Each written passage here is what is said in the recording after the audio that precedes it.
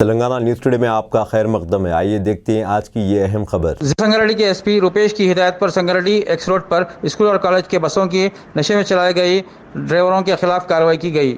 SI Selu की निगरानी में एसआई शंकरैया, एसआई अजीम, एएसआई लक्ष्मण, नारायणा, शिवा और कृष्णा ने बसों की चेकिंग की।